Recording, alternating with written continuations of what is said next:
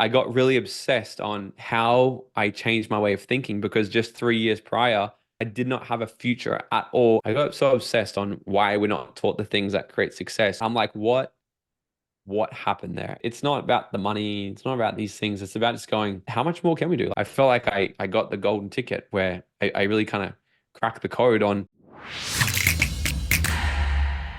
Welcome to Swift Coaches Academy, a podcast dedicated to bringing health and wellness professionals the uncensored truth behind what it really takes to succeed in the health industry with me, your host, Zania Wood.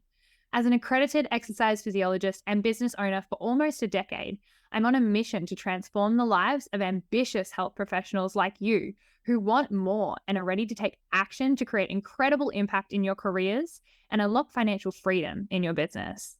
So join me as I speak candidly with industry leaders about the struggles and successes from within the trenches through thought-provoking conversations. Alrighty, today we have an incredible guest, someone who I met about 18 months ago now. He is the host of the fastest growing personal development event for entrepreneurs in Australia, became financially free at 23, moved to Mexico, living the life of his dreams, effectively retired, and then you realize that you weren't really creating an impact in the world, right? So now, Morgan T. Nelson, you are on a mission to build one of the biggest and most influential personal development training companies for millennials. I'd love to know, how did you get on the personal development journey? Because you used to be a tradie, right? And as a young male, that doesn't seem very like the normal path. Yeah, so pretty much, yeah, it is a funny sort of thing how I kind of came into it because if you were to look back, in fact, I bumped into an old teacher of mine the other day when I was at Officeworks printing things and we're having a bit of a laugh and he was asking me how business is and blah, blah, blah. And I said, dude, if we hit our numbers this month, we'll probably do like 4 or 500K this month. And he's like, mate, what the hell? And he goes, I will tell you, if you had have asked me back in school, who do you think would have been successful coming out of this year? You would have been one of the last people I would have said. And I'm like, I don't blame you. I probably would have voted against me as well. So it was never a thing in my blood or family or nothing like this. But I think that's the reason where it came from, because when I finished school, I looked around and no one in my life or my immediate circle, my family really had this desire to create businesses or be successful. Everyone was sort of just indoctrinated into the system of doing things.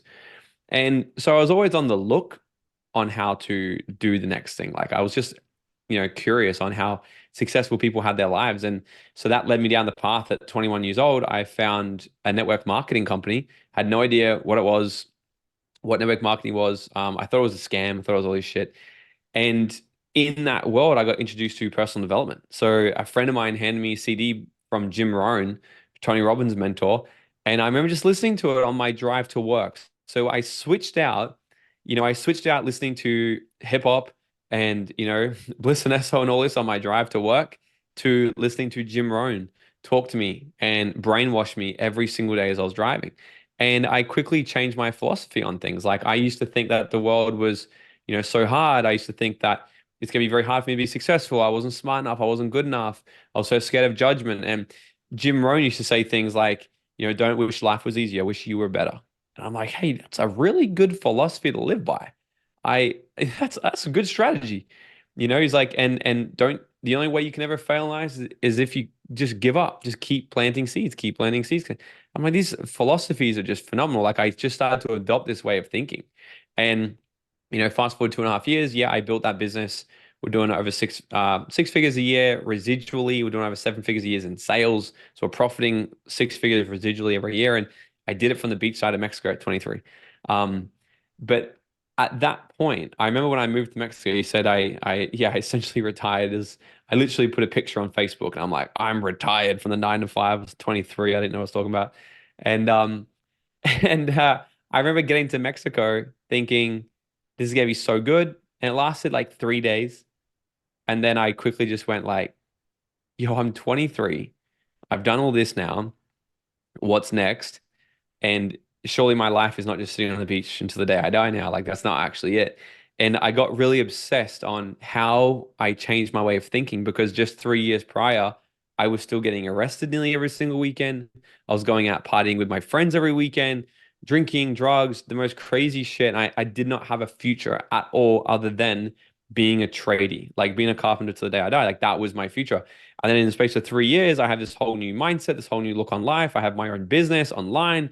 I'm financially free, wouldn't have to work again. I'm like, what happened there? And I just got really obsessed on the mind. I got obsessed on neuroscience, psychology, high performance, all these sorts of things. And I started to teach it to other people. I tried to unpack what I did, how I think, how I act, how I work. And then that sort of blew up. I got sent all around the world to train thousands of people from stage on these mindset things. And now it's birthed into my 3-day event, the Dream Out Loud method. I'm writing a book on it and everything. It's That's like, epic. yeah, it's like each bit by bit by bit, I just kept thinking like more and more and more, and now I've sort of really turned into a whole formula. But I accidentally came into it all. I thought it was all weird in the beginning, to be honest with you. And then a mentor said to me, he's like, would you rather be really, really, really, really, really, really, really, really rich and a little bit weird, or really cool and really broke? What do you want? And I'm like, well, let's give me the rich and the weird. Let's go.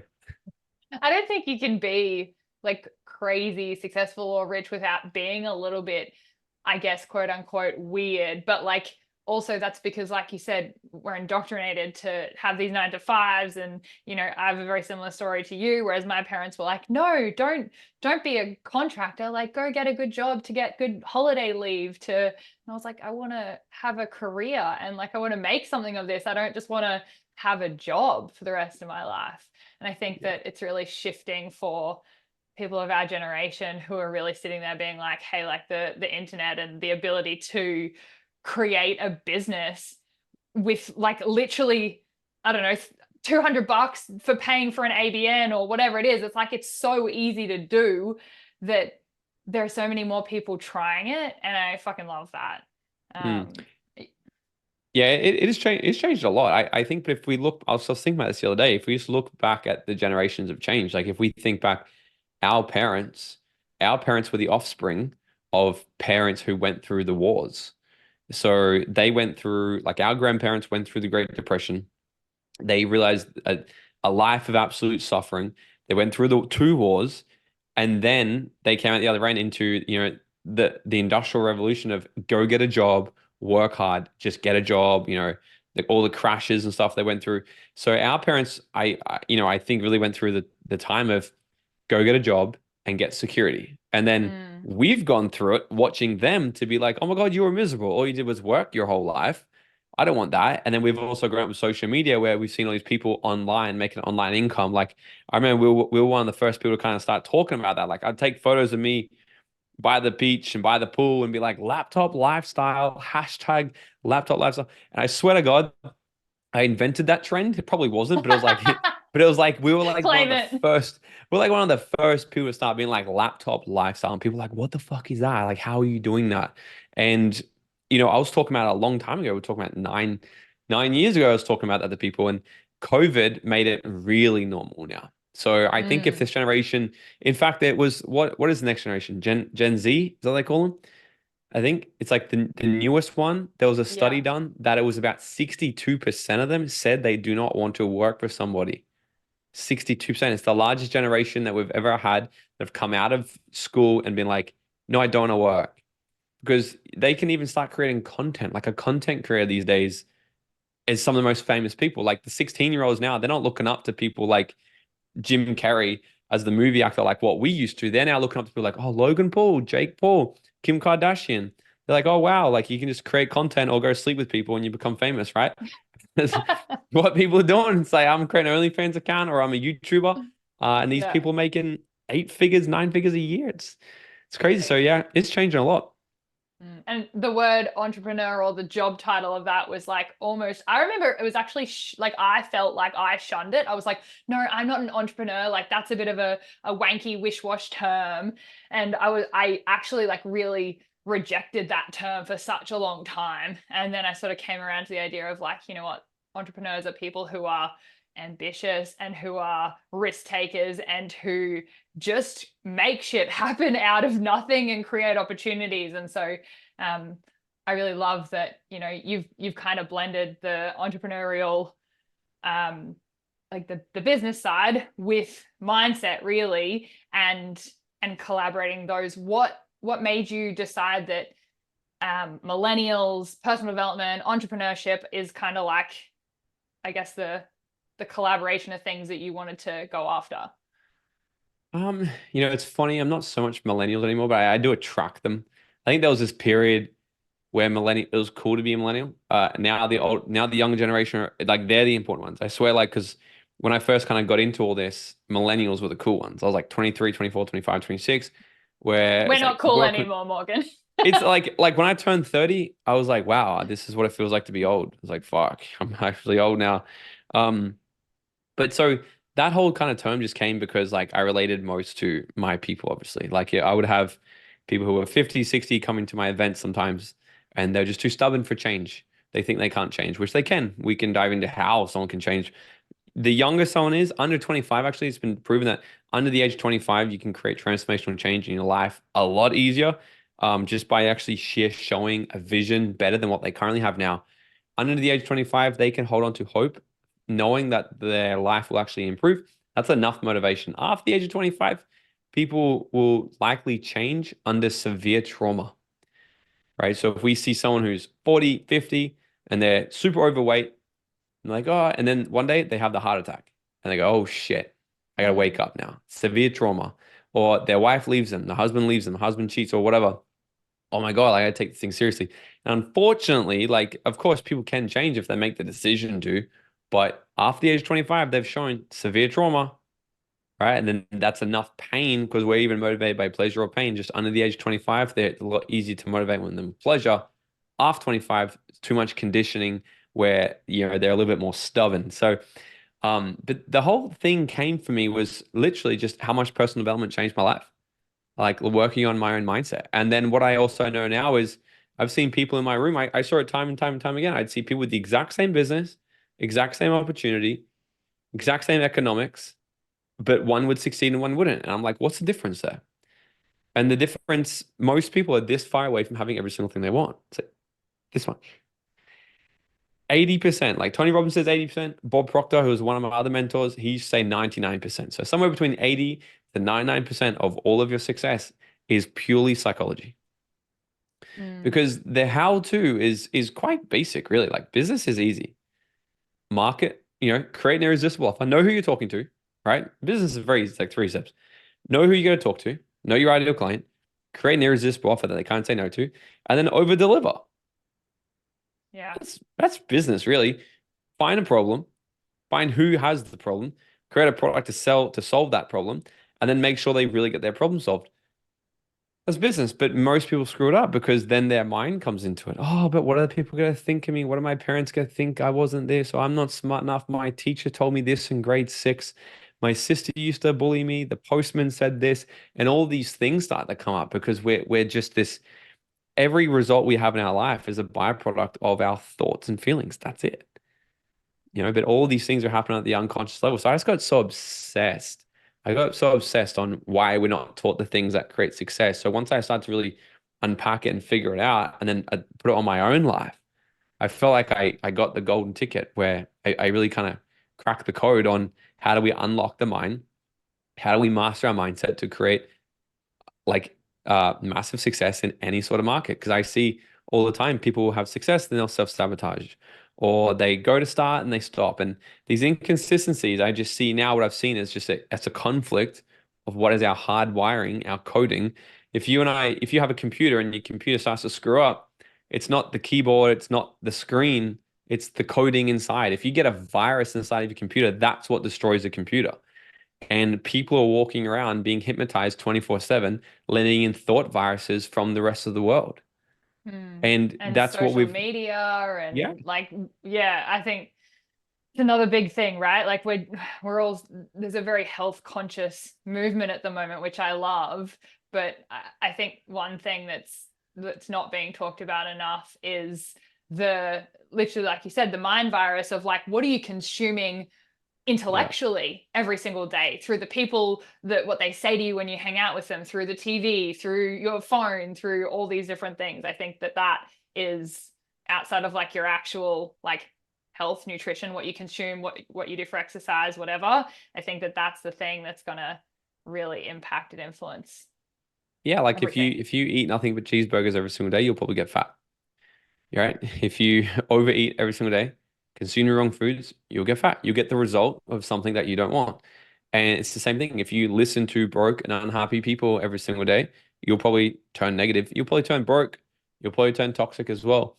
If you know, watch the media all day long, you'll probably live your life in fear because fear sells. Like you gotta look, media, their primary job is get attention.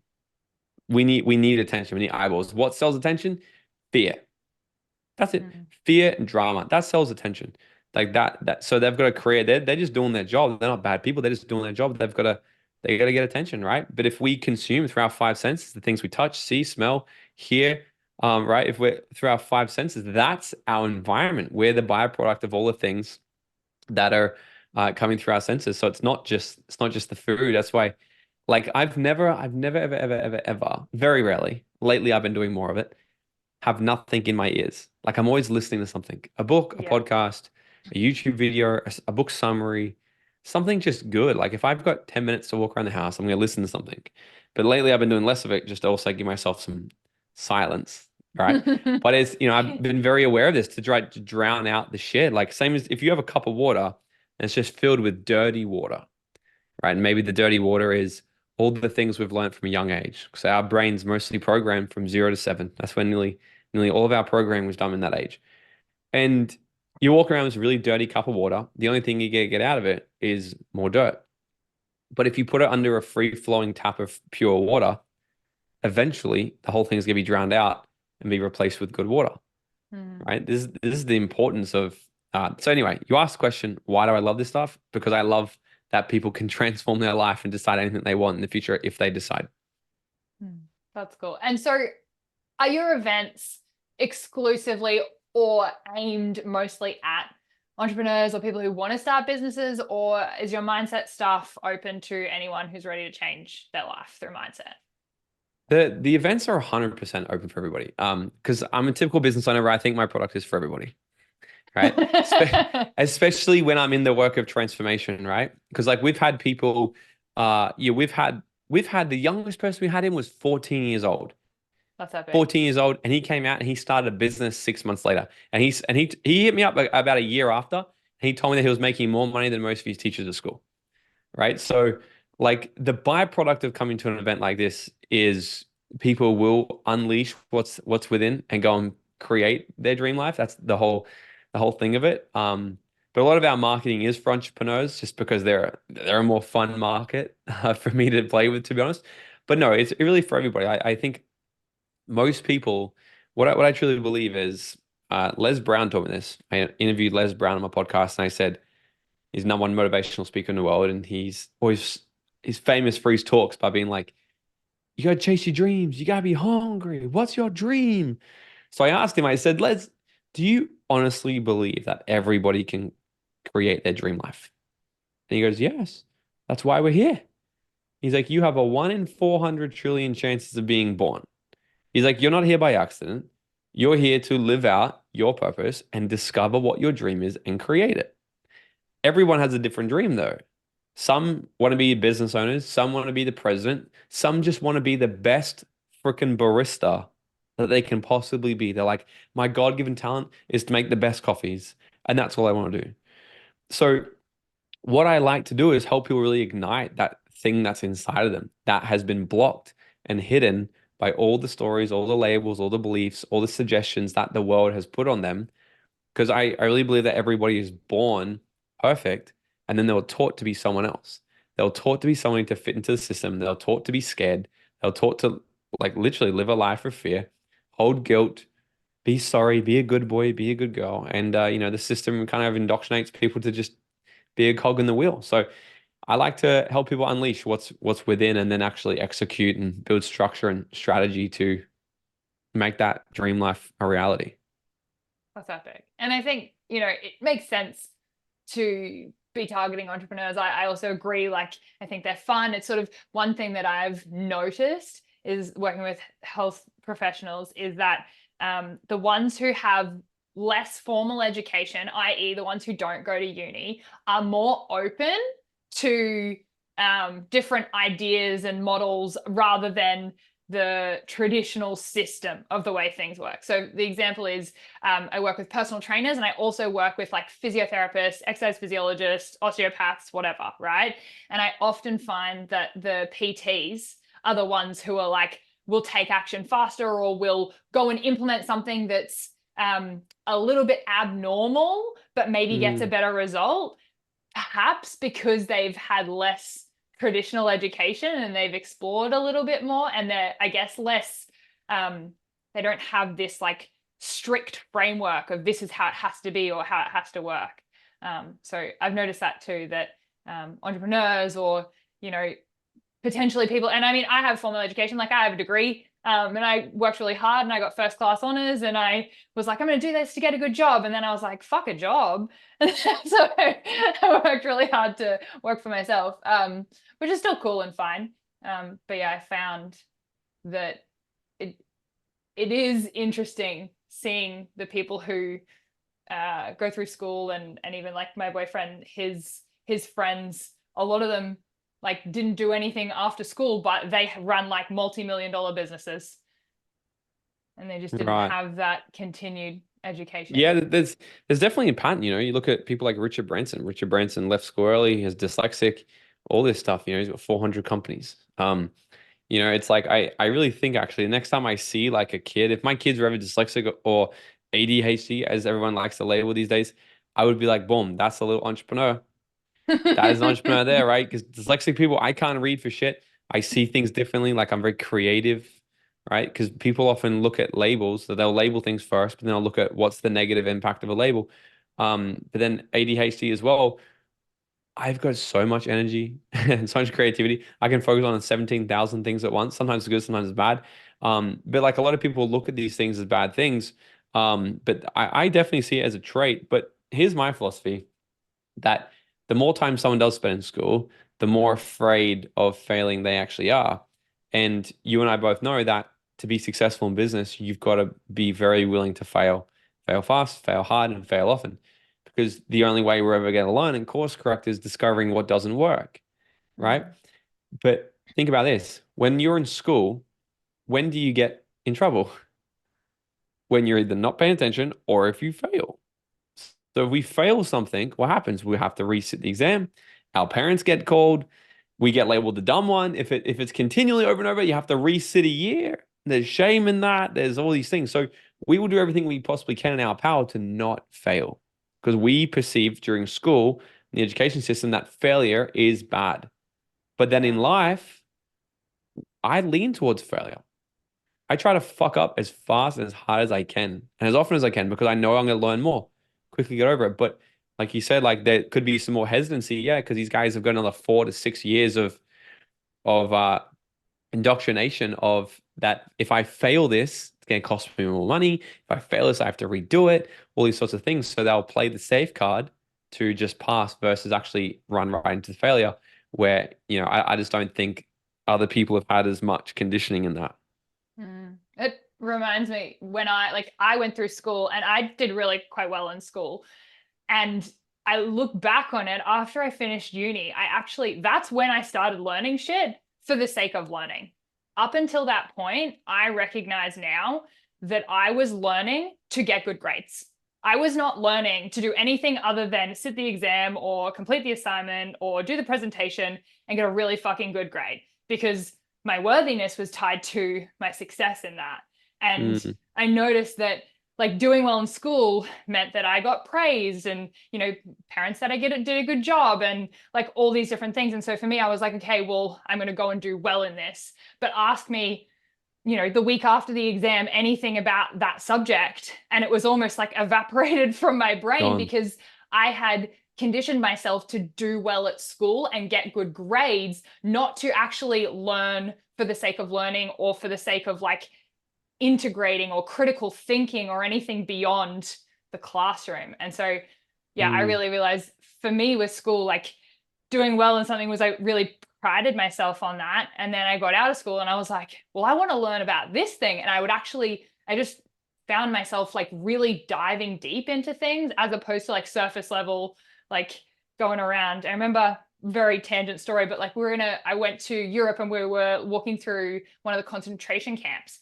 And I just remember I saw these kids walking around and they had these clipboards and they had to like find the answers. And most of the kids were just like, where's the answer? And running to the next thing and whatever it was. And I was like, I was that kid who like, but as an adult, I sat back and I was like, I can take this in and I can learn at my own pace and I can actually experience it and I can gain more knowledge and wisdom from learning at my own pace, not learning to complete the workbook. Mm.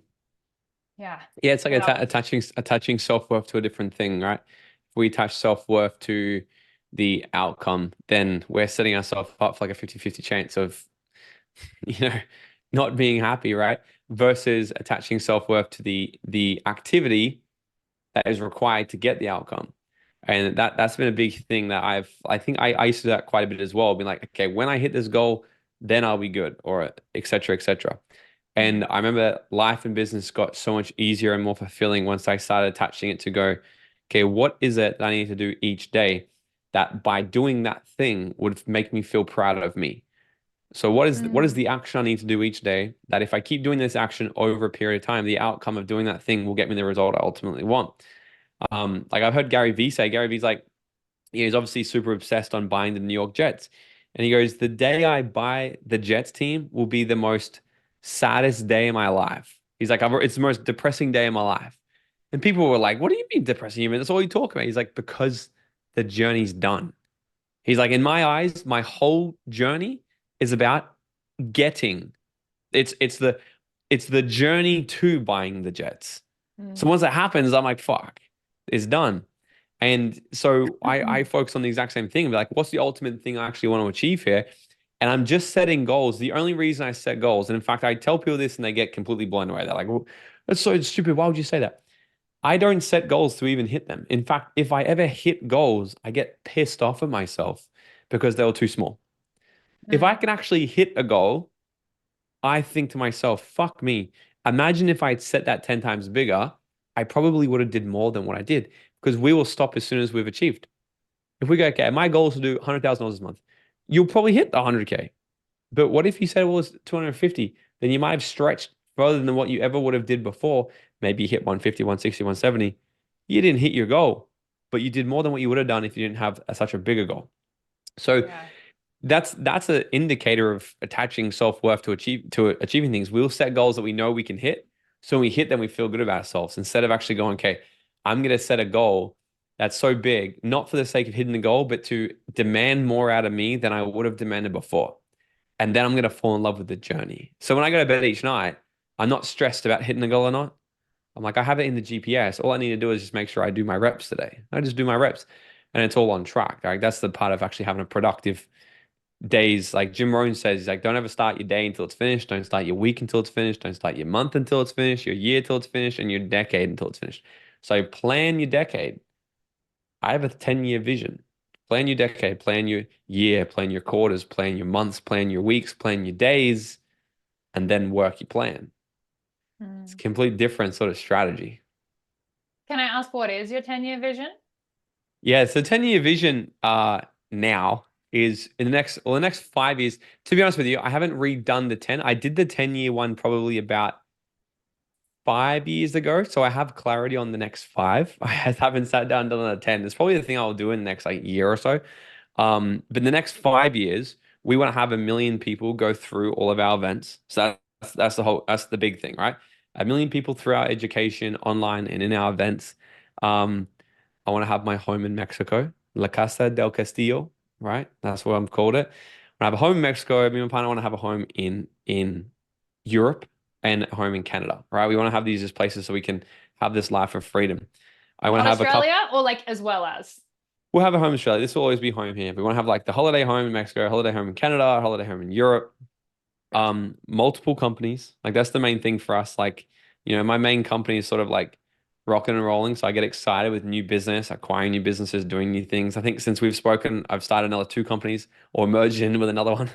Um, so these are the things. But next, the really big thing for me is just setting all these things up. So every single day I do what I love and what I'm really good at. So that's just a lot more speaking. I want to do talking around the world.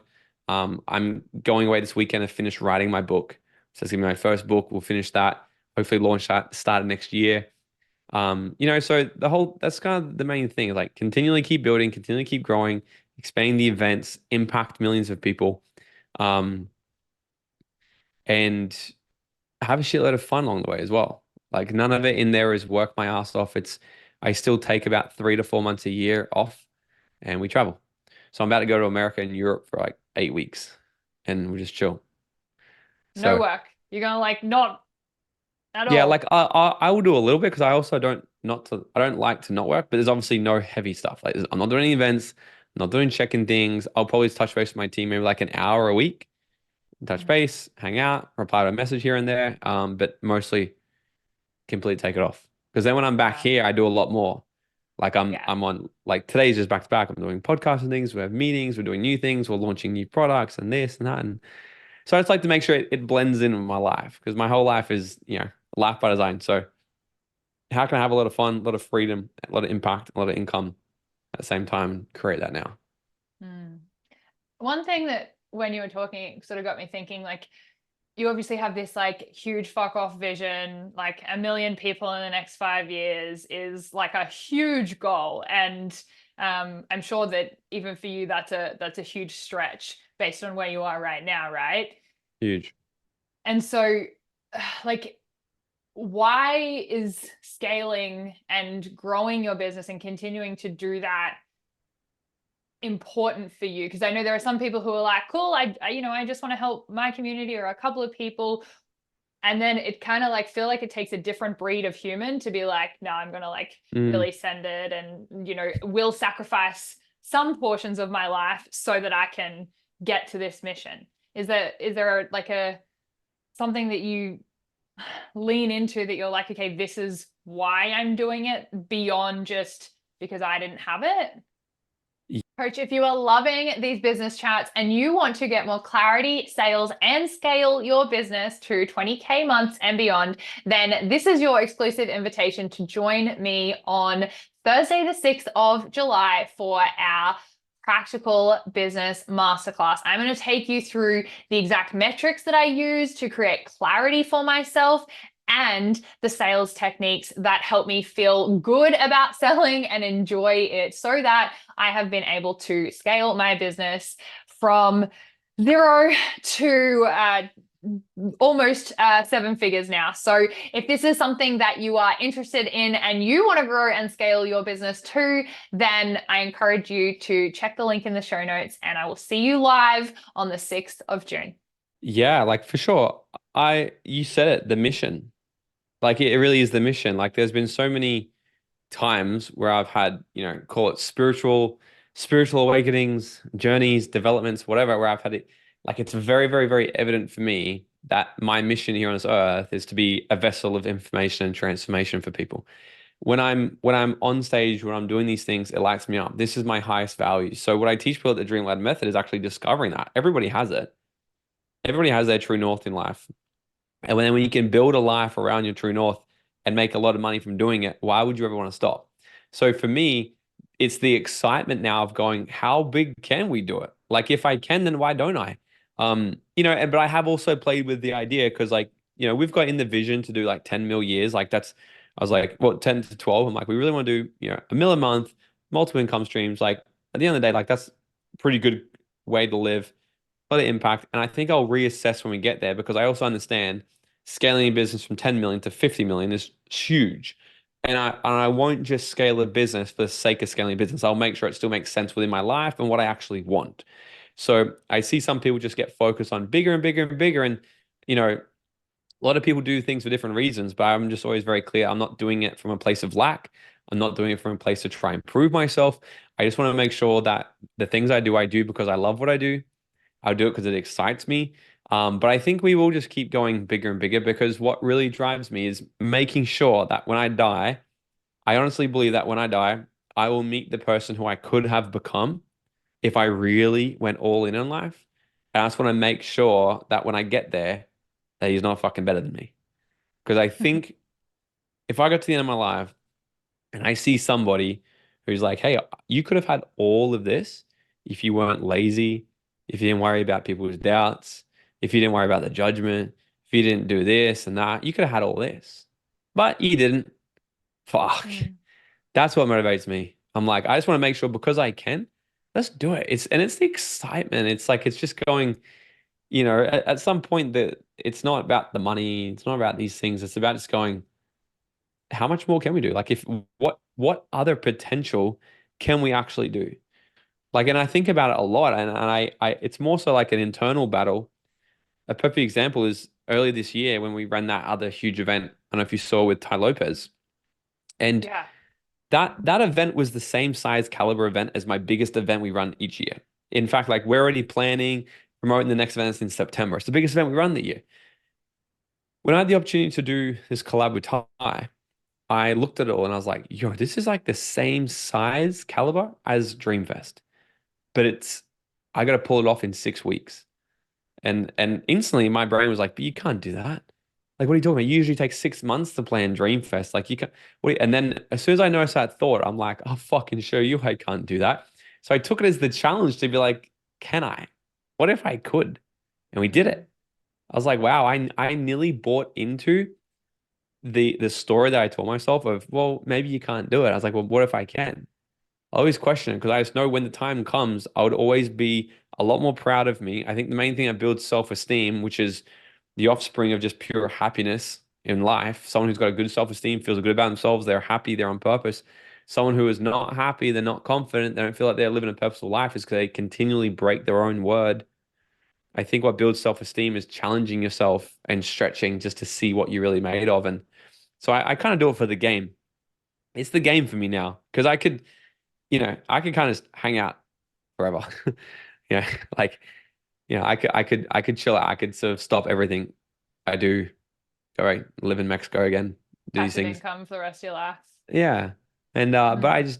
I don't know, the rest of my life's a long time. So I blend it with how can I still have this freedom and live my life, but also still go further. I just, so that's what I really think about. I just want to make sure that when I get to the end that the person I meet is like, fuck, you did good. This was our limit. You did the potential. Then I'd be like, fuck, yeah. That's epic. I wonder, like thinking of this, there's so many people who I talk to, and I'm sure you talk to inside, both of our masterminds and programs and things who they do they maybe hear all these things and would go, oh well, that's great for you, Morgan. Like, you've gone through the shit, now you're at this place. And obviously I think context helps of you didn't start there and you were least likely to succeed according to your teacher who you saw at Officeworks. But like someone who's maybe in the thick of fear of failure, imposter syndrome right now, what are some of the things that you often say to them or get them to think about to help step forward through the fear? Well, so what I teach is 4 pillars, okay? So there's 4 laws to creating a dream life. Number one is the environment. So I'm gonna answer your question with a long wind, okay?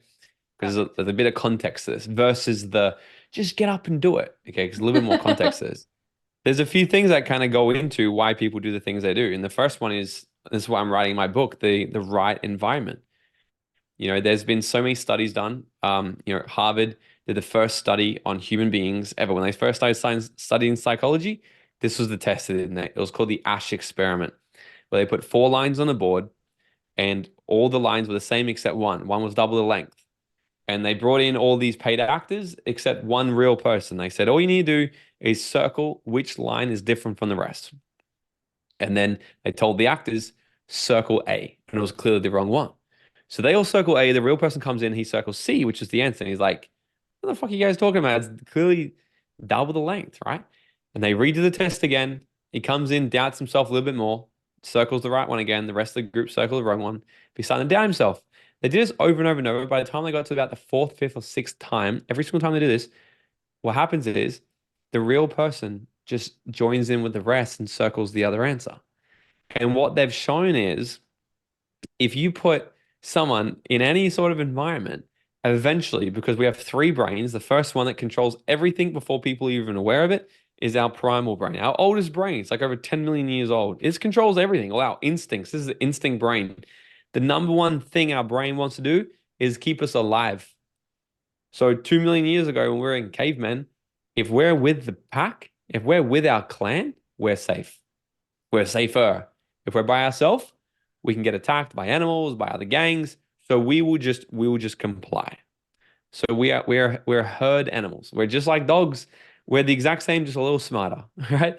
So we all have this exact same function of our brain that most animals do. This is animal instinct. So what has been proven time and time and time again, that we will give up on our dreams, give up on our truth, give up on what we know is right just to fit in with the pack around us because as a primal instincts, it's safer for us to be with them. So this is why Mm. people live a world of conflict. This is why people live in, you said, what if they're doubting themselves, if they're afraid.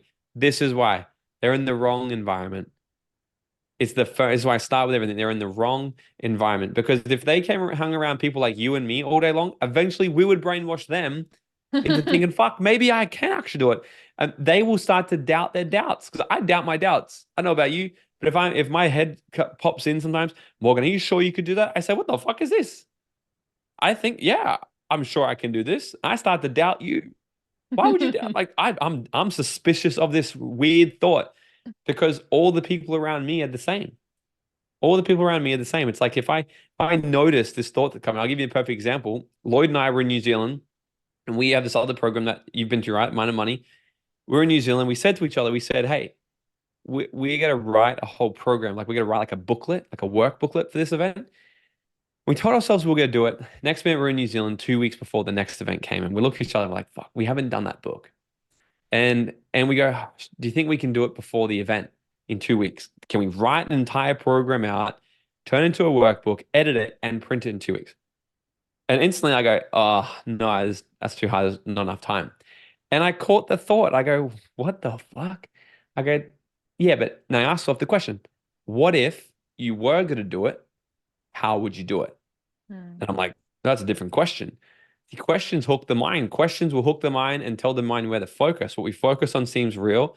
Well, the things we focus on, the things that we believe are real, will attach meaning and emotion to it. And then all of our behavior is driven off emotion and meaning. So the results we get is all off the things that we say to ourselves, the questions we ask. Most people ask shitty questions. Most people ask, "Oh, why am I like this? Why is this so hard? Why can't I be smarter? Why can't I be this? Why can't I be?" They ask disempowering questions instead of asking, "Well, what if questions? If I was going to get this done the next 2 weeks, how would I do it?" Well, then my mind went, well, look for solutions. Well, what you do, start writing on the airplane, share a document with Lloyd so you can live edit at the exact same time, share that exact same live edit with our team and get them editing it behind me. So I can stay one page in front. Boom, we can all get this thing done. And you know what? It happened in less than 48 hours. It was edited, printed, and we picked up the morning of the event. I'm like, oh my God, I nearly convinced myself that it wasn't possible. Would you look at Mm. that? But so the environment is the biggest thing. And that's where I'll always start with people. They've got to be so clear because the environment is continually conditioning us to be a certain way. So, but a lot of people have these limitations in their mind, and then their environment will condition what they currently believe. And if we fight for our limitations, we'll keep them. So if people get attached, their ego gets attached, their identity gets attached to being a victim or being a certain way.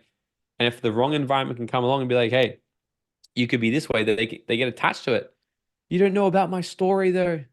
So when people come into my room, they're like, I'm correct. I don't know about your story, but what I know is you can rewrite a new one if you choose." Right? So now the question is, are you ready for life to be better? Yes or no? If the answer is yes, then let's fucking go. If it's no, then go away. So because we can't do much about it if you're not ready to actually make a decision to actually improve the quality of your life. So the environment is the biggest thing. Like literally, people can spend their life hanging around the wrong people and it can completely fuck up their life. Huge. Mm. And when I say wrong, I want people to do like a real inventory check. Okay. Because sometimes people think the right environment are the ones they feel comfortable with. But you can still have all your close friends, the people you love to go have beers with, drinks with, have all that. But who around you is drowning out the noise of mediocrity? Who around you is drowning out the noise of your doubts and judgments? You gotta get around people that can just drown it out a little bit. It's like maybe a lot of people are just out of balance. Sometimes people are like, are you asking me to get rid of all my friends?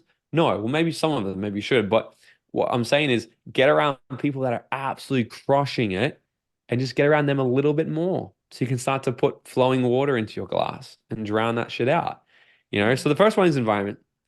The next one is the right vehicle. I said before that me, I'm living a life to my true north. So I don't need to be motivated. Sometimes people say, "What motivates you?" I don't know. I'm not I don't need motivation. I just do it because I'm a byproduct of habits. Success is actually, nothing other than habits. So what I do each day, I do the habits of a successful person, and I like doing those things. But also, I'm inspired to do what I do. If you're inspired to do what you do, you're in alignment with your true north. Like you like helping people. So you're going to find businesses and make money around what it is to help people. Right? And I often say this, like if somebody comes to me and they're like, Morgan, I've got a really good business idea. We're going to create these new types of technology pens. Let's create these pen company. It's going to hit it. I'm going to be like, that's really cool. Doesn't excite me one bit, but you go for it. I'm support you as a friend. But I just couldn't get into that. Like it's just so boring for me. I don't care. It's not in part of my true north.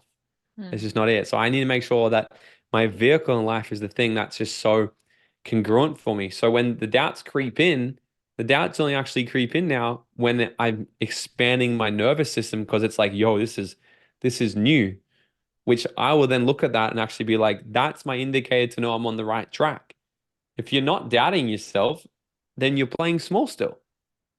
I I like remember that. last year I got flown to the UK to speak at the number one fitness event in the world next to Stephen Bartlett, the Diver CEO, founder, Chris Williamson, Modern Wisdom podcast, James Smith, and a billionaire nutrition company owner, right? And then little old me in the middle. I'm like, what the fuck? Talk about imposter syndrome. Like, what am I doing here? On the other side of the world, youngest one here, probably least successful out of all these people. Like, what is going on? And my mind wouldn't shut up. It's like, what are you, you're an imposter. Like, what are you doing here? And that's why I had that understanding. I'm like, if I wasn't saying this to myself, that's how I would know that I'm playing within my comfort zone still. The Mm. fact that usually every year I have a huge voice that comes in my head that says, this is weird, this is bizarre, what's going on here? That tells me I'm stretching, I'm growing. Because if it's not there anymore, I'm comfortable, I'm safe. My brain thinks I'm safe. I want to put itself into a space where my brain goes, yo, what the fuck is this? This is new. I don't know how to feel right now. Good. Mm. Expand, expand. And the third pillar is the big one. All motivation comes down to two things. I already said that the humans want to avoid pain. That's the biggest thing. And this right here, this is people need to understand this because this is why people stay exactly where they are. The biggest thing the brain wants to do is avoid pain, followed by gain pleasure. But pain is about 11 times more motivating than pleasure. How do I know this? Because I've never met anybody who I've ever asked the question to, do you want to be really rich and have a lot of freedom? I've never met anyone who said, no, I don't want that. Everyone says, I want to have a lot more money, a lot more freedom. I want to be a lot more happy. Great. Why don't you have it then? Because that's pleasurable. It's pleasurable. Why would you not want to achieve your goals? And then the pain comes out. Oh, well, because if I do, then little Sally might say this. I might think this and this and this and this. So then these fears, these beliefs, these conflicts will pop out. So I like to ask people the question, what is the payoff you're getting by staying where you are? Mm. I have a life coach, I guess you could call it, who's Yeah. done a lot of NLP, and yeah, she asks me that all the time, and I see her ask other people it too. Yeah, right. Because It's a everything we're weird doing, question though. yeah, because there's something, we're always fighting for our limitations. So what's the payoff you're getting by telling yourself that, it's too hard to do this? Well, the payoff, you get to sit on the couch tonight and watch Netflix and eat another tub of Ben and Jerry's. That's very cool. That's great. I avoided pain because I didn't have to do the thing that scared me, and I gained pleasure immediately in the moment. Oh my God, this is amazing. I'm not gonna build my business. Oh, this is why people say, but then they look back one day and they go, oh, I'm not happy where I am. And they get a little bit of pain. But then the perceived pain of taking action outweighs the pain that they feel bad about themselves. So what they do is they feel like shit, but they don't take the action and they just live this life of misery. They go, oh, but I'm suffering. This is where all suffering comes from. So until the moment comes where they decide that the pain of staying exactly where they are is far more than any pain than getting started and doing the thing. They'll stay where they are. So they can really like I like to continually I think about death a lot. I think about like, if I was to die tomorrow, would I be happy? And occasionally I catch myself being like, oh no, I've got to do these things still. Great. Then fucking do it now then. I think about death a lot. So like one of my I feel motivators is like actually that's checking in and being like, if I was to die next week, would I be really happy doing what I'm about to do next week? I'd be happy with everything mm, I've done. Would I feel like I really executed and did as much as I could? And when the answer is yes, I'm like, this is fantastic. And very occasionally it's like, no. I do a quick check-in. And what are you avoiding? Get back into it. Keep doing the thing. And so I mm. just check in and make sure, am I prepared to die? And I'm pretty content. Not that I want to, but I'm not afraid of it. I feel like that's a pretty common theme among like highly successful people is that almost like that thought of impending death that we're all getting to, but how close it is, and it's interesting that almost becomes like a motivator. I'm actually in a mentorship program with this woman, and she's actually maybe you know her, Jeanette. Do you know Jeanette? Anyway, she's 70 years old, maybe a little bit older now, and she didn't start business until after she'd retired. And she saw her auntie go through a horrendous process through retirement villages and all these things as she was, dying and going through palliative care. And she was so incredibly like frustrated by the system and how her auntie was treated and everything that happened to her, that she was like, fuck it, I'm going to change the entire like system and the way that we treat our palliative care, older adults and all their end of life. And she's so on mission. She's so fucking passionate, and she's also like far closer to her potential like end of life than we are. That she's just like going at it harder than like these 21-year-olds, because she's like, I could Mm, die in like 3 years. Like I don't know when it's up, but it's fucking soon. And so, like the most on mission, like focused woman that I have seen in business, who's doesn't have the background of a business owner, hasn't been doing it for ages, but just has so much clarity and that that real urgency due to like the impending end of life for her as well. So mm. there's got to be something to it. Yeah, it's the pain. It's the, I think there's like top five regrets of the dying. I can't remember them all, but I know one of them is like, I wish I really chased my dreams. I wish I allowed myself to be happier. I wish I didn't care so much about what other people thought of me. These are some of the top, they interviewed a lot of people who were dying, and these are the top, there's like, I think there's a whole book written on top five dying regrets. Um, so yeah, I think the people who are really brave enough to kind of face off with the reality that we all are a ticking time bomb, like that's what really gets me going, thinking like at the end, I want to make sure that I wasn't just waiting for one day. Hmm. Like if I died tomorrow, I would meet, I would get to the finish line and be like, that was a fucking good run. That was good. I had a lot of fun, a lot of play. Did a lot of impact. It's good. It's Hmm. good. That's epic. And so you mentioned three, I think, of the laws, unless I missed one. We said environment, Yes, vehicle, avoiding timing. pain. Yeah, so we've got the right environment, the right vehicle, the right timing. The final one is the right you. So the right you comes down to three different sections. So having the right belief system, the right value system, and the right attitude. Because the person who got you to where you are right now won't be the person who gets you where you need to go. But we've got these like invisible forces within that really determine the things that we decide to learn as skills, the things that we determine to do as behavior, and therefore the actions we take and the results we get. And it's our belief systems and our values, and then our identity, our attitude, the way we think, what we believe we are as a person. These are the three things that determine the right you. And, having the belief system that it is attainable. Like sometimes people think like, well, like you said, well, it's easy for you. I get that because I've been in places before and I still am now. And I look at other people and I'm like, far out, like, can I ever do that? The reality is it's like we've got to look at if we can see someone who has actually done the thing we want to do, we don't have to have the belief yet that we can do it. We just have to have the belief that it's attainable. And if you can hold the belief that it is attainable and you're willing to learn the skill set and the mindset to have those results, then you can have and do anything you want in this world. And so I'll often look at that. So if someone can do the thing I do, like look at Tony Robbins, for example. I'll look at that guy. I'm like, this guy is wild. Could I ever do anything even close to him? I don't know if I want to do anything as big as him, but I'm like, could I? And the answer is, of course I could if I'm willing to do the things that he did, Hmm. right? And I'm not sure if I am. Like I know at one point he did, I think he said his biggest year was like 320 live events in a year or some shit. He's on the road every like I'm like, I don't know how. Because I run events now and it's like fucking I don't know how. But I don't know if I want to do that. Like I like traveling for 4 months a year and adventuring and seeing the world and enjoying my life and skydiving and things like this. So, but am I willing to become the person that's needed? Roger Bannister, first guy to ever run the 4 minute mile. And before he did it, scientists, doctors would all tell him that it's physically impossible. If you do this, your heart will burst out of your chest, you will die.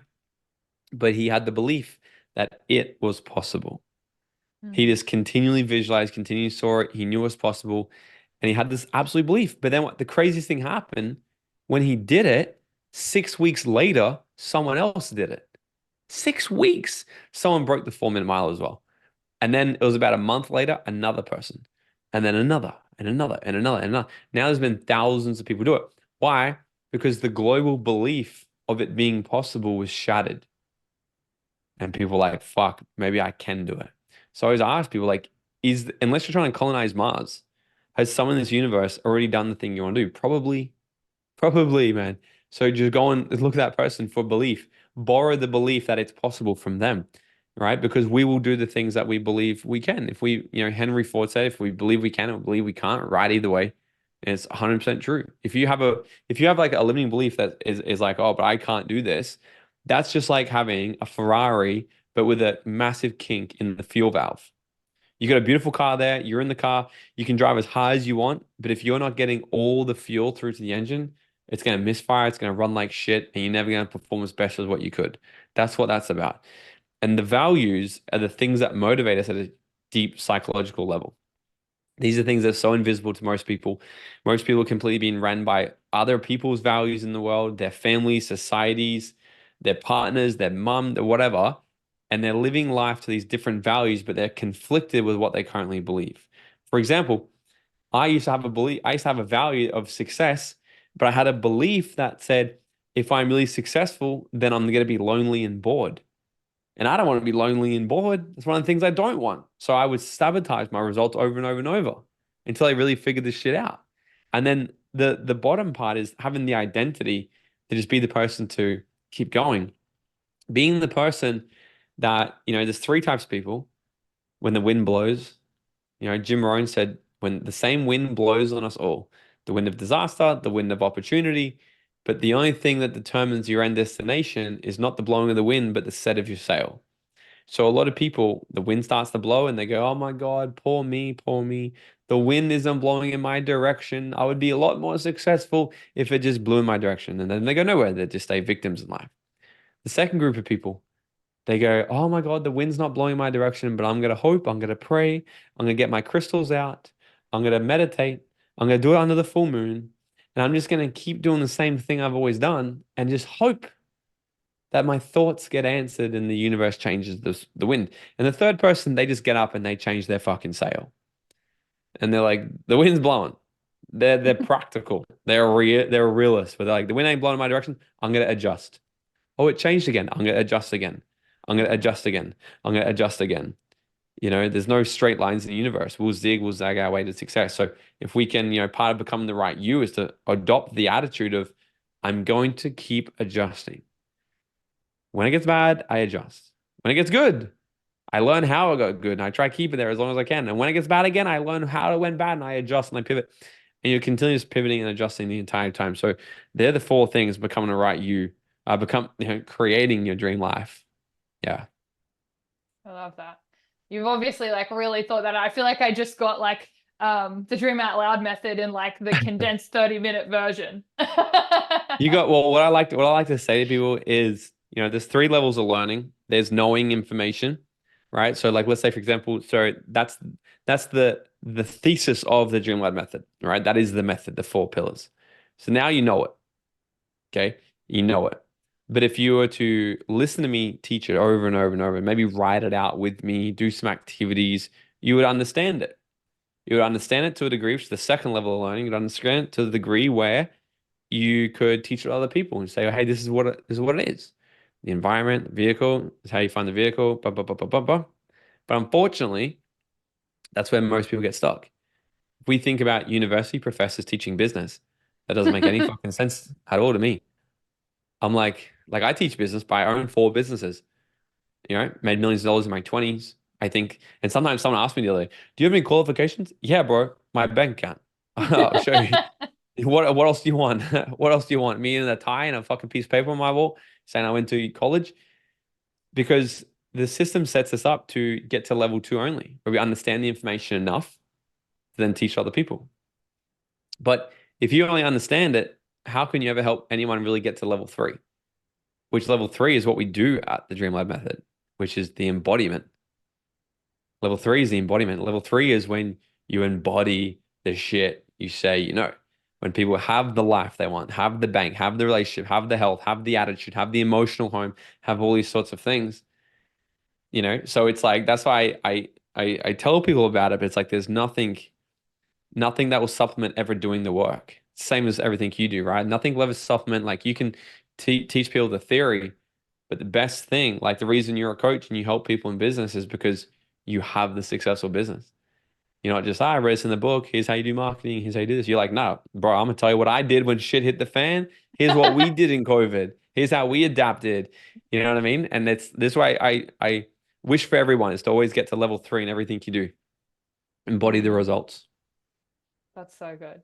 Now, I'm hoping, and I'm sure there are people listening being like, fuck, I need to hear more from Morgan and more from what you have to say. And I am going to pitch for you your Dream Fest event because I had a fucking exceptional time when I went last year, and it's high vibe, and like you've already announced Cohen Ray is there. Yeah. Is it Daniel G, And who's like yeah, world-class sales? You're there. I'm sure there's other people there who are also world experts, but like, I mean, I'm going to give you an opportunity to talk about it in a second. But just before that, I just want anyone who's listening to know that like this shit is legit. And like, if you've taken anything away from just listening over the last like hour or so, then I would strongly recommend being there because there's just something about being in person and connecting and creating these relationships and getting in a different environment, like you just said,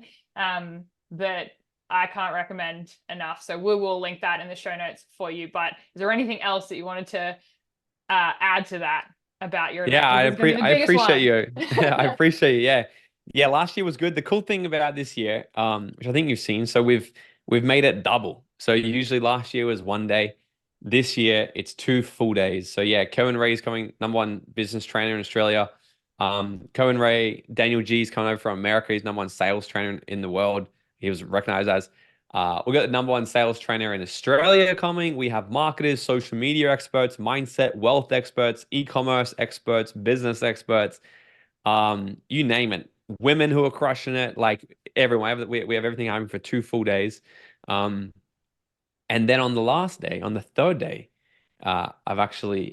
we have a massive after party happening. We have a Of beach course, club. in true Morgan style, Yes. you can't do an event without an Yes. after So party. this year is gonna be lit. Like you'll see, like it's we have DJs coming this year. But yeah, then it's a big after party at the beach club for everyone to come and network and stuff. It's gonna be just off its head. And so I just thought like, how can I make this so irresistible this year? I'm gonna make it double and even cheaper. So tickets, I think we're gonna release tickets for like less than $50 for 2 days. That's Um, insane. yeah, because we're just like, let's just fill this thing. Let's just have a really sick time. So it's gonna be in September 6th. So I don't know when this is gonna be released, but I can give you the link to drop. Tickets might be available, or they can just join the wait list and jump right on and just get on it straight away. So yeah, can't wait to see you there. I'll give you Amazing. tickets. Come on up. Thank you. Thank you. I appreciate that. Yeah, And yeah, last thing that I have moved away from with the podcast, but I'm bringing it back, is I like to make sure that people are practical with this and they're not like, oh, that's a cool thing I listened to and then did nothing. So if there was one thing that you would recommend people take action on after what you've said today to help them move forward in their mindset, what would that be? You know, Warren Buffett, number one most successful investor of all time, was asked the question, what's the best investment you've ever made? And he said it was in myself, doing events. He said his first event he ever went to was a Dale Carnegie, How to Win Friends and Influence, author of that book on communication influence. So the best investment I ever made was in myself. So I would say, you know, you and I, we've just both invested time in these people learning. The next thing they need to do, invest in themselves. Get to take the Dream Fest, come and Dream Fest, get on the wait list. Invest in something. There's, you know, if it's not in this, in something. You all know there's probably something that has been on the cusp you've been wanting to do, whether it be a program or it might even be your health, it might even be literally getting another checkup, getting a health coach. It might be something, whatever that thing has been that you've been putting off investing in yourself.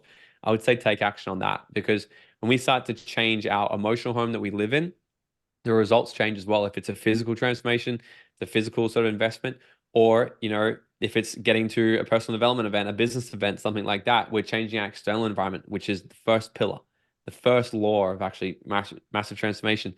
Do that. Invest in yourself, change your environment, and watch everything else change. Oh, and Amazing. they can subscribe to my podcast too. They'll like that. Which is Morgan T. Nelson. Is that where we're finding you everywhere? It's called Dream Out Loud on any platform. Okay, perfect. Awesome. Yeah. So Dream Out Loud, and then you also Morgan T. Nelson on Instagram. And Yep. yeah, definitely follow on all the places. You will not be disappointed. Thank you so much for spending your time with me today. I know you're Well, good. Thanks so much for having me. Yeah, I don't want to say you're a busy man, but you're an on purpose man. I'm productive. So I'm full. yes. I have a meeting in 1 minute. Perfect. All right. Well, I will let you go to that meeting. Have a great day. Lovely. See ya. Awesome. All right, I'll see you later, legend. Thank you so much for your time today. My pleasure. A little reminder before you go to jump to that link in the show notes to join me live on the 6th of June for our Clarity, Sales, and Scaling Masterclass to transition your health business from where you are now to 20K plus months, and make sure that you stop transitioning one-on-one time for money and you start creating a scalable service. I cannot wait to see you there. Make sure you check it out. I have a tiny favor to ask of you, and that is to just hit that subscribe button if you have not done it yet. If you've made it this far, then I hope that this has been valuable for you and for us to get more incredible guests in front of your earlobes and faces. If you're watching us on YouTube, then please do that now. And if you have any feedback or suggestions for me, or something that was a golden nugget that really stood out to you in this episode, I would absolutely love if you flicked me a message over on Instagram at Xenia Wood Official. Until next episode, and in whatever you do, move swiftly.